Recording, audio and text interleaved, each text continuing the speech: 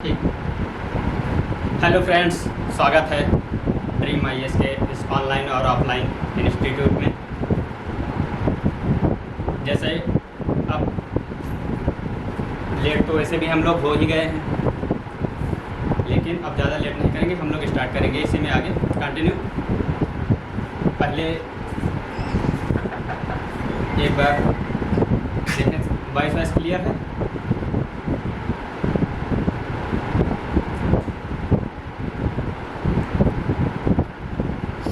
हम लोग स्टार्ट कर रहे थे अभी तक यहाँ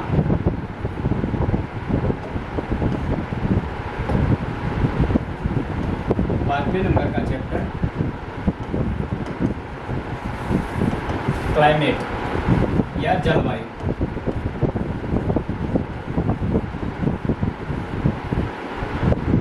जलवायु हम लोग उसमें उसका अर्थ क्या होता है, वास्तविक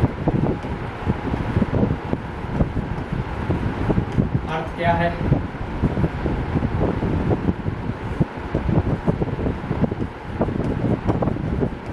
कैसे बनता है,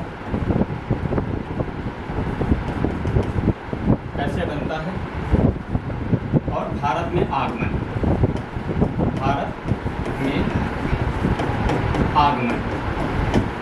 कुछ ये पॉइंट हम लोग पहले देख चुके हैं। भारत में आगमन कुछ हम लोग ये पॉइंट देख चुके हैं, जैसे जलवायु का अर्थ, जल और वायु दो प्राकृतिक चीज़ों का चक्रण, जैसे एक जगह से वायु दूसरी जगह किस तरीके से मूव करती है, और गर्म वायु ठंडी कैसे होती है, नॉर्मल बनती है। उसी तरीके से जल कैसे नदियों के द्वारा बह करके सागर में जाता है, सागर के द्वारा उठ करके ऊपर प्रेसिपिटेशन कंडेंसेशन के द्वारा बह करके हमारे स्थलखंड पर फिर से बरसता है, और बरस करके फिर से नदी में जाता है। ये जल चक्र दोनों मिलने के बाद में जल और वायु के चक्रण को मिश्रित रूप से जलवायु। उसी में वास्तविक अर्थ मैंने अलग से लिख दिया है। वास्तविक अर्थ मतलब होता है मौसम संबंधी गतिविधियाँ जो भी होती हैं वो लंबे समय अंतराल तक बनी रहे। जैसे हमारे वहाँ 6 से 7 महीने गर्मी पड़ती है और 5 से 6 महीने तक ठंडी का महीना रहता है, शीत ऋतु रहती है, कोल्ड रहता है। तो अगर इसमें कोई चेंजेस आता है, ये गतिविधि लगातार 25 वर्ष से बनी हुई है या 50 वर्ष से बनी हुई है, तो लंबे समय अंतराल की जो मौसम संबंधी गतिविधियाँ थीं जलवायु कहलाती हैं। वही जो अल्पकालिक होती हैं, 6 महीने पे बदल जाता है, वो मौसम है। उसी में मौसम को अलग अलग पार्ट में करके ऋतुएं बनाई गई हैं, वो पृथ्वी के घूर्णन के आधार पर बनाई गई हैं। हमारे वहाँ भारत में 4 प्रकार की ऋतुएं होती हैं, ये हम लोग देख चुके हैं। उसके बाद में कैसे बनता है, बनने के प्रोसेस में हम लोगों ने ये चीज़ समझी थी कि बनने के प्रोसेस में हम लोगों ने ये देखा था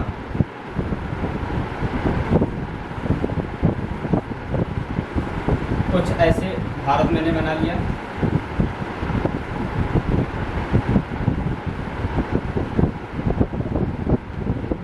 कुछ ऐसे एक ही बार मैंने ड्रॉ कर दिया। ये भारत हम लोग मान के चलते हैं, ये भारत बना। उसमें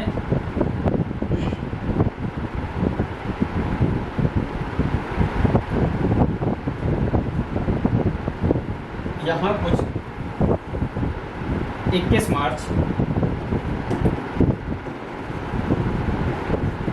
मार्च को जब सूर्य लंबवत था, फिर वह धीरे धीरे करके ऊपर की तरफ शिफ्ट हुआ, जिसमें ऊपर की तरफ शिफ्ट हुआ और उसी के साथ में ITCZ इसी के साथ साथ पैरेलल चलता गया। इसी के साथ पैरेलल ITCZ हम लोगों ने यहाँ तक पहुँचा लिया था। कर्क रेखा पर पहुँचने के बाद में वह मानसून कहलाएगा। उससे पहले जब इसमें एंटर हो रहा था एक यहाँ लो प्रेशर कन्वेक्शनल करंट उठेंगे, जिससे लो प्रेशर होगा, ऊपर की तरफ उठेंगी, कन्वेक्शन करंट उठेगी, कंडेंसेशन होगा, कंडेंसेशन होगा, संवहनी टाइप की वर्षा होगी, संवहनीय प्रकार की वर्षा होगी। ये ITCZ का फिनोमिना है। कुछ इस तरीके से ऊपर की तरफ हम लोग चलते गए, जिसमें हम लोगों ने केरल में देखा, केरल और कर्नाटक के पश्चिमी भाग में चेरी ब्लॉसम, महाराष्ट्र में मैंगो सावर और मध्य प्रदेश में मावठा, उसी तरीके से बिहार में बोरोचिल्ली या बोरोचिल्ला नाम से, और नॉर्थ ईस्ट में नॉर्वेस्टर नाम से देखा था हम लोगों ने। ये मानसून पूर्व की वर्षा थी। उसके बाद हम लोग आगे बढ़े, जिसमें इसकी ब्रांच यहाँ साउथ से आने वाली हवाएं इस तरफ जब मूव हुई तो वो दो ब्रांच में बटी थी। एक अरब सागर की शाखा और इधर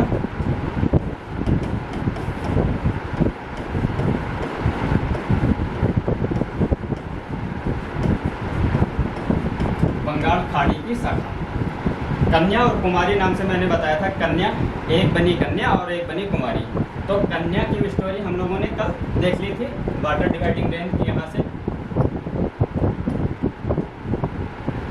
कैलाश के मानसरोवर के पास में इस तरीके से अरावली पर्वत होते हुए यहाँ सतपुड़ा और विंध्य का क्षेत्र होते हुए और पश्चिमी घाट के सहारे कुछ इस तरीके से इस साइड की बारिश हम लोगों ने देखी थी कि किस तरीके से सेकेंड क्लास थर्ड क्लास की पवनें आती हैं और वह पर्वत से टकरा करके इसके पश्चिमी भाग के सहारे, पश्चिमी ढाल के सहारे बारिश करती हैं और यहाँ सूखा प्रणव या सूखा क्षेत्र बनाती हैं, शुष्क क्षेत्र बनाती हैं।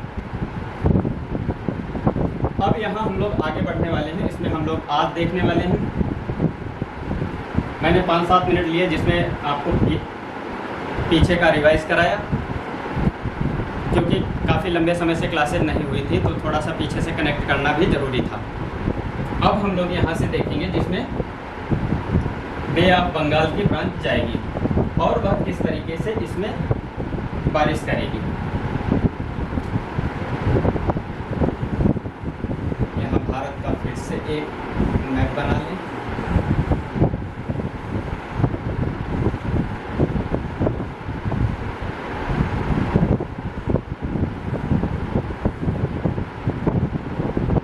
ये भारत, इसी में बे ऑफ बंगाल, ये यहाँ भूमध्य रेखा,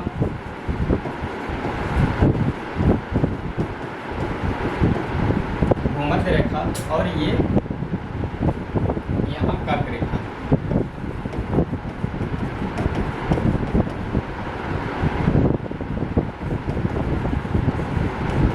ट्रॉपिक ऑफ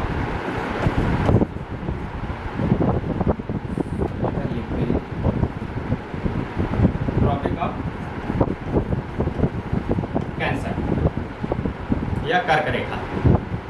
अब हम लोग यहाँ हैं 21 जून की डेट में, जब सूर्य वहाँ पर लंबवत है, तो हमारी ITCZ सागर में तो वह इसके लगभग बराबर ही है, लेकिन कुछ जैसे स्थल भाग मिलता है तो वह ऊपर की तरफ शिफ्ट हो जाती है और यहाँ आकर के फिर से सागर में इसी के बराबर आ जाएगी। अब यहाँ कन्याकुमारी के पास बे ऑफ बंगाल की ब्रांच चलना स्टार्ट हुई।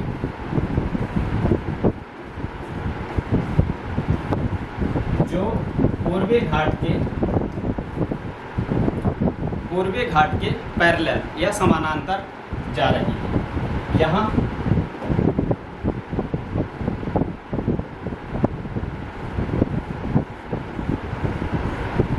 पूर्वी घाट की छोटी छोटी पर्वत श्रृंखलाएं हैं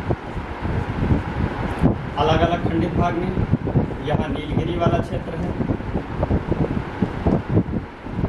ये पूर्वी घाट है। पूर्वी घाट के पैरेलल कुछ इस तरीके से बहती जा रही है। और सबसे पहले इसमें फर्स्ट क्लास के जो बच्चे, जैसे मैंने बताया था कि जो फर्स्ट क्लास के बच्चे हैं वो सीधे इसमें जाते हैं बड़ी चोटियों से नीचे नीलगिरी या पालनी की पहाड़ी या महेंद्रगिरी, इधर कुद्रेमुख, कालसुबाई और महाबलेश्वर की इस तरीके से चोटियों से ऊपर की तरफ टकराते जाएंगे और जब वह टकराएंगे तो ऊपर की तरफ उठेंगे, कंडेंसेशन होगा, बारिश होगी। वही कुछ प्रोसेस यहाँ है। अब यहाँ फेरेल्स के नियम के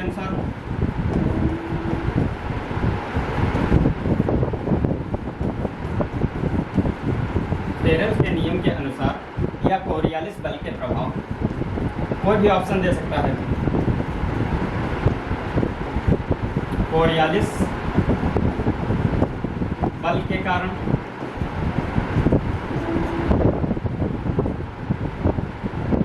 हवाएं जब यह भूमध्य रेखा या इक्वेटर को पार करके आई तो वो इस साइड से रही थी, नीचे से ऐसे आ रही थी। एक सेकंड छोटा कर लेते हैं, समझ आएगा।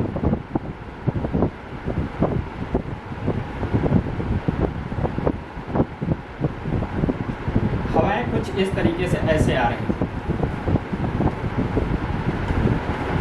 और ऐसा नहीं है कि केवल ये भारत के पास ही दिखाई पड़ रही है। भारत से ये पूरी भूमध्य रेखा मैंने मैप पर दिखाया था, विश्व के मैप पर भी वो इस तरीके से नीचे से आती हैं और इस तरीके की तरफ चली जाती है। अब कर्क रेखा पर सूर्य जब लंबवत है तो जाना इन्हें यहाँ है। ये येलो कलर की जो लाइन बनाई है IECJ, inter tropical conversion zone, इसके बारे में भी बहुत अच्छे तरीके से बताया था कि कैसे ये बना है। तो अब इन्हें इन पवनों को यहाँ पहुँचना है क्योंकि यहाँ पर लो प्रेशर बेल्ट स्थापित है। ये पवनें सीधी चली जा रही हैं। तो जो फर्स्ट क्लास की पवनें थी, अब इसमें हम लोग देखेंगे बारात चली है भाई यहाँ से, तो उसमें बढ़िया बाजा भी बजेगा, डांस भी होगा और देखना ये है हम लोगों को कि इसमें दूल्हा कौन है, दूल्हा कौन है, किस वजह से ये बारात चली जा रही है। देखिए यहाँ फर्स्ट क्लास के जो मैंने बनाए बाराती वो यहाँ सीधे चले गए सबसे पहले नंबर में और जाकर के यहाँ मेघालय,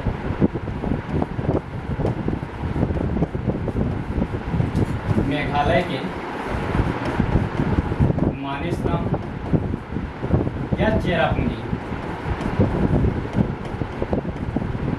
चेरापूंजी में गारो, खासी, जयंतिया, ये यहाँ देखें कुछ ऐसे एक पर्वत,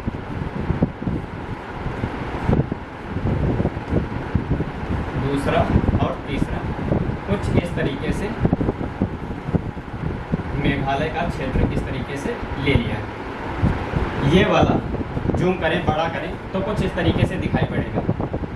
अब ये जो पवन येलो कलर से दिखाई गई हैं उन्हें यहाँ समझें, वो यहाँ जा कर के सीधे टकराएंगे।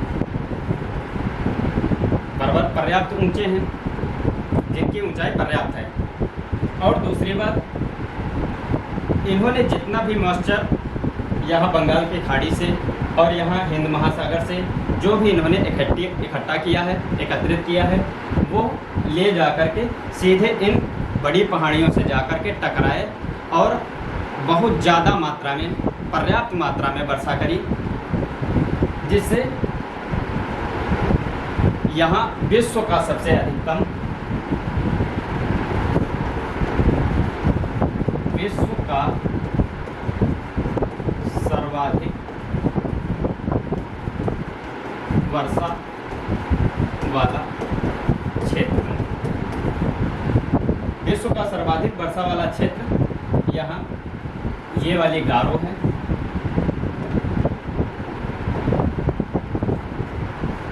गारो, खासी और जयंतिया,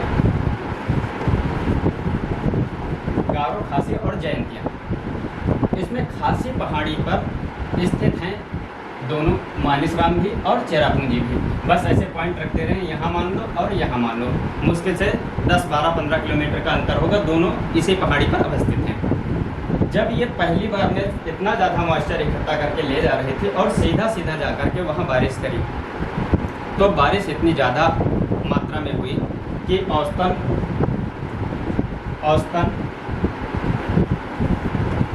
200 प्लस औसत वार्षिक वर्षा,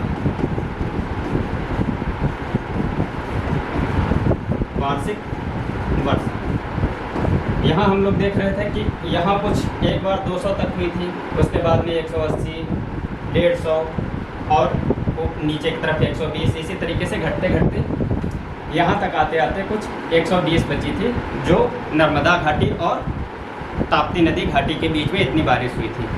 वहीं जब राजस्थान पहुँचे तो राजस्थान में 50 से कम बारिश हुई, क्योंकि उनको टकराने के लिए कोई मिला ही नहीं, वो सीधे ऊपर की तरफ चली गई।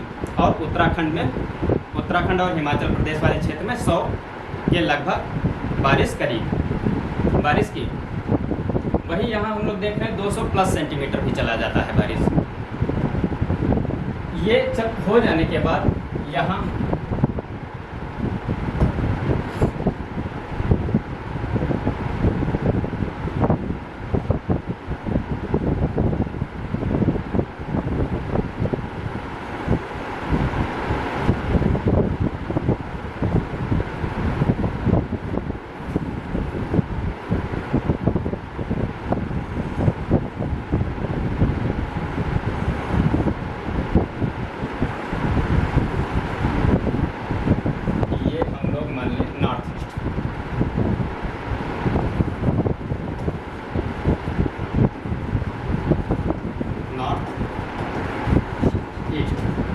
या पूर्वोत्तर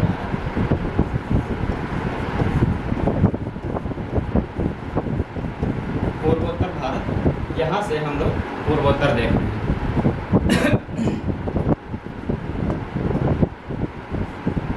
इसमें गारो, खासी और जयंतिया। अब वो बंगाल की खाड़ी से यहाँ से होकर के शाखा गई और यहाँ बारिश करने के बाद उसके बाद में जो अब बंगाल में देखो बाढ़ आती है, लेकिन यहाँ बारिश नहीं होती। बारिश की वजह से बाढ़ नहीं आती। क्यों? क्योंकि यहाँ पर कोई समतल और सपाट होने के कारण यहाँ पर हवाएं ऊपर से निकल जाती हैं और उनको किसी टकराने के लिए या उनको कंडेंसेशन होने के लिए स्थिति ही नहीं बनती। तो वो क्या, सीधे हवाएं जो आई इधर से वो सीधे चली गई। और यहाँ ऊपर की तरफ फिर हम लोग देखें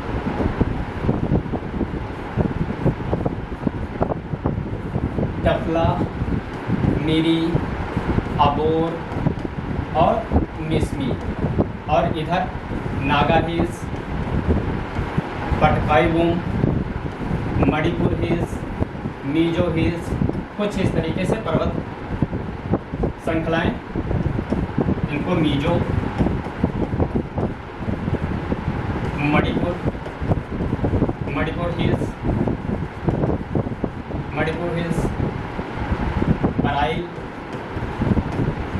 बराई देखो एक ट्राई जंक्शन पर स्थित है नागा पहाड़ी, और मणिपुर के ट्राई जंक्शन पर कुछ इस तरीके से निकली हुई है। केवल एक पर्वत बनाया है, लेकिन इसका मतलब एक चोटी नहीं है, थोड़ी छोटी छोटी श्रृंखलाएं हैं। ये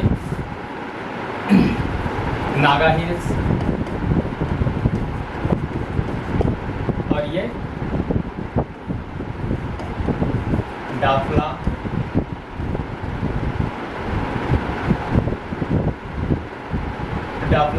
यहाँ लिख दे रहे हैं। मेरी अबोर और मिसमी,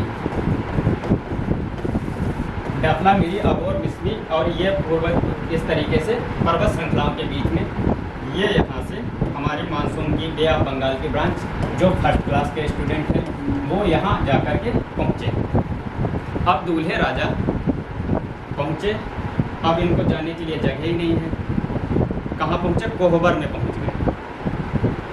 कोहबर शायद आप लोग जानते होंगे, जब जैसे पुराने ज़माने में शादी वादी हुआ करती थी तो शादी के बाद लगभग पूरा हो जाने से पहले एक कार्यक्रम होता है जिसे चतुर्थी कहते हैं हम लोगों को, चतुर्थी। तो चतुर्थी छुटाने के लिए दूल्हा दुल्हन के पास जाकर के वहाँ एक घर में एक दीवार के पास में पूजा वाला कार्यक्रम रखा जाता है। बस कुछ उसी तरीके से ये दूल्हे राजा आए तो इस तरीके से थे, आगे आगे आगे आगे आए। पहली बार तो यहाँ सालियों से मुलाकात हो गई, उसके बाद वो कोहबर में जब फंस गए। अब कोहबर में दूल्हे राजा जब फंसे हुए हैं तब इन्हें सूझ ही नहीं रहा है कि जाएं तो जाएं कहाँ। और यहाँ इन पहाड़ियों के बीच में फंस करके कुछ इस तरीके से बारिश करते हैं कि लगभग 200 सेंटीमीटर की बारिश कर देते हैं। अब जब दूल्हे राजा फंसे हुए हैं सब उनके घर के सदस्यों के बीच में, तो उनका क्या हुआ, कंडेंसेशन हुआ और ये सब पसीना छूट गया पूरा दूल्हे राजा का पसीना छूट गया और वो सेचुरेटेड हो गए। बढ़िया 200 सेंटीमीटर तक की बारिश कर दी। अब जब वो चतुर्थी का कार्यक्रम पूरा हुआ तब अब आप सोचेंगे कि ये जाएंगे कहाँ। दूल्हे राजा बेचारे जैसे तैसे, अब वायु कुछ तो हल्की हो गई, जो अधिक हल्की हो गई वो थोड़ी बहुत पार हो गई। उसके बाद में बची हुई ऐसे घूम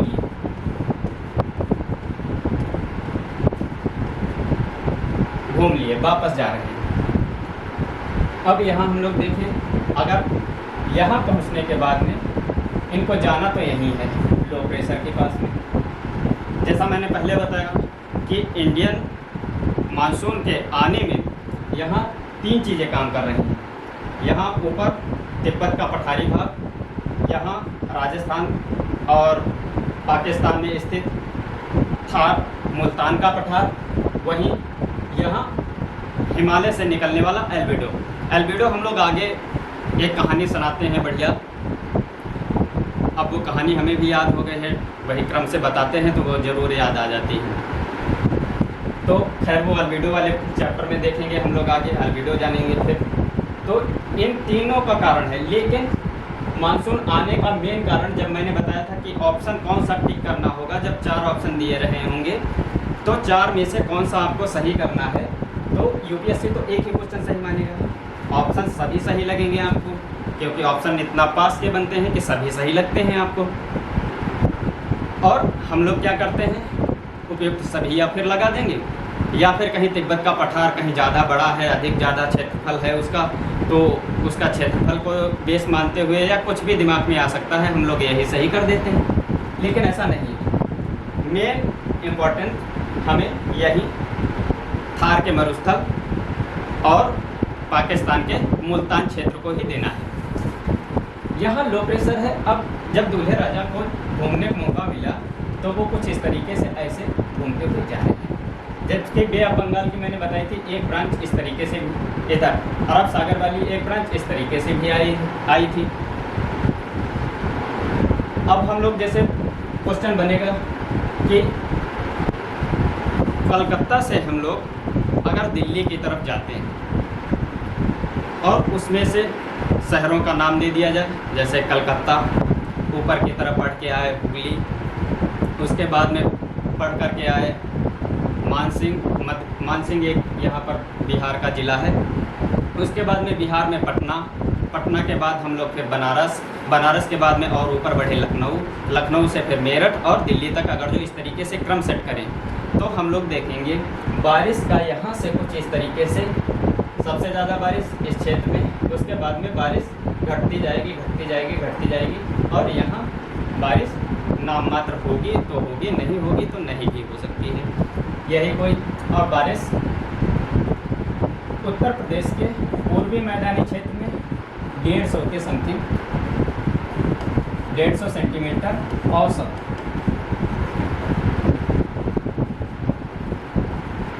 वार्षिक वर्षा, ये जाए ऊपर पहुंच गए। अब हम लोग एक सेकेंड क्लास वाले बच्चों को देख लिए एक बार।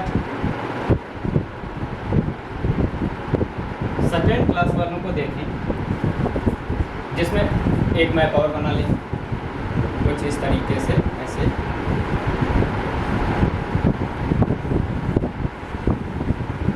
एक ही बार में ड्रॉ कर दे रहे हैं तो आप थोड़ा सा करिएगा।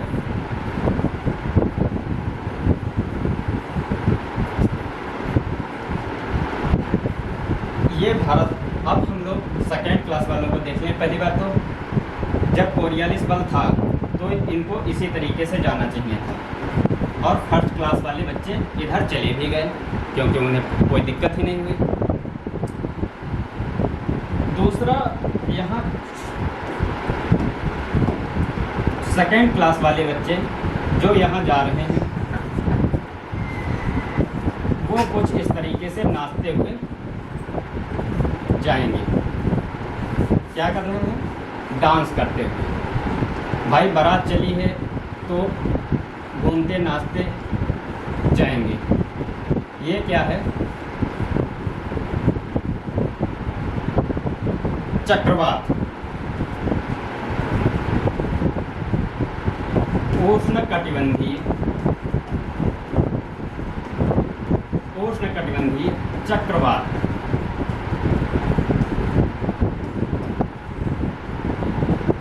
यहाँ पर प्रतिचक्रवात, उष्णकटिबंधीय प्रतिचक्रवातीय दशा बनती है। वो क्यों बनती है? कि यहाँ लो प्रेशर के लिए खिंचाव पड़ रहा है, जा उधर रही है। क्या है? Pressure gradient.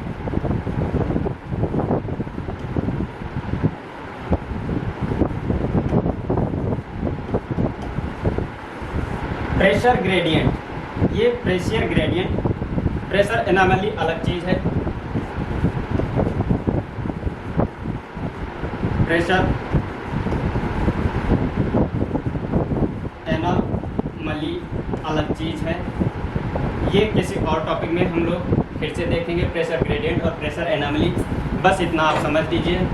प्रेशर ग्रेडियंट जो होता है वो क्षैतिज रूप से होता है, क्षैतिज रूप से।